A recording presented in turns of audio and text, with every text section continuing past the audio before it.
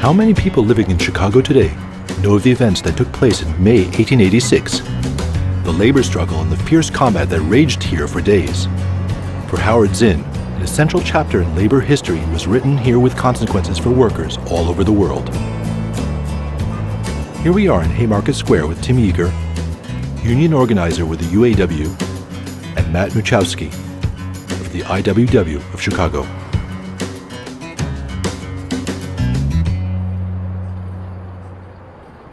We owe Labor Day, May 1st, to events that happened in Haymarket Square, which has since become a parking lot, and the 8-hour workday, both of which benefit workers all over the world and who surely know nothing of what occurred here in Chicago. On May 1st, 1886, one of the largest demonstrations was here in Chicago. The purpose of the nationwide series of strikes was to show support for the 8-hour day. At the end of the 19th century, the average workday was 10 to 12 hours, 6 days a week. In 1886, the movement for an 8-hour workday spread across the country. On May 3rd, during a demonstration in front of the McCormick factories, the police fired into the crowd. 4 workers were killed and several others wounded.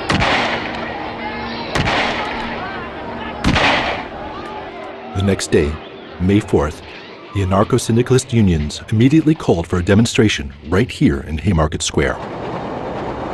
Well, it was a sunny day, and Lucy and Albert Parsons had their children with them, and people marched in their best clothing. The police, under orders of the captains of industry, looked for an opportunity to attack the parade. Around the country, some of the demonstrations were attacked by police. Here in Chicago, they looked for an opportunity, but there was good discipline, good order. There was no opportunity given, and so it was a successful day. They moved the crowd from there up to this area, just north of this alley here, and they hauled a hay wagon up, and the speaker stood on the hay wagon.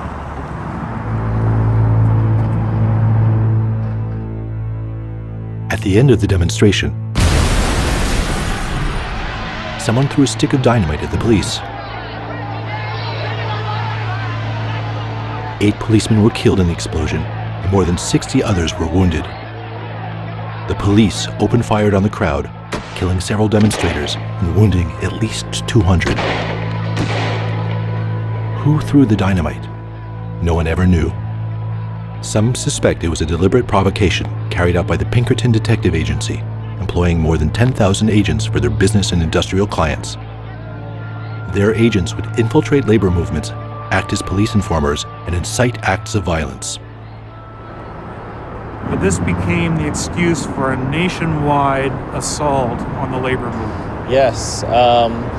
Here in Chicago, the police raided labor union offices. They attacked and beat people who were still on strike for the 8-hour day.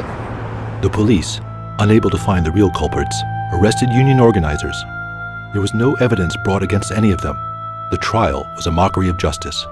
The union men were evidently sentenced to death for their ideas. One of them, Louis Ling, committed suicide in prison by setting off a stick of dynamite in his mouth. He was 21 years old.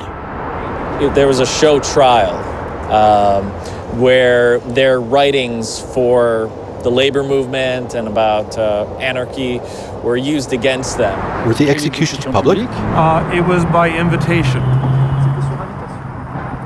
And the people who were invited were the captains of industry, the well-to-do. The McCormick family was invited, which owned the newspaper, which is now the Chicago Tribune, and a sympathetic reporter asked one of the attendees why he had come to the execution.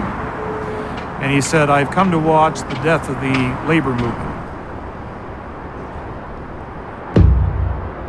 4 of the union men were hung on November 11th, 1887. August Spies, Albert Parsons, Adolf Fischer, George Engel.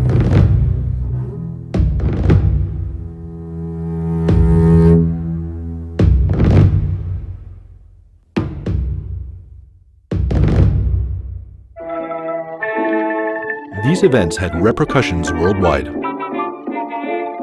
Paris, the French decided that May 1st should be a day of action in favor of the 8-hour workday.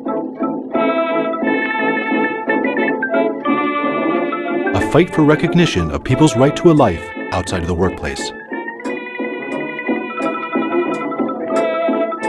But it wasn't until May 23, 1919, after 4 years of sacrifice in the trenches, that the French workers obtained an 8-hour day, and May 1st became a public holiday.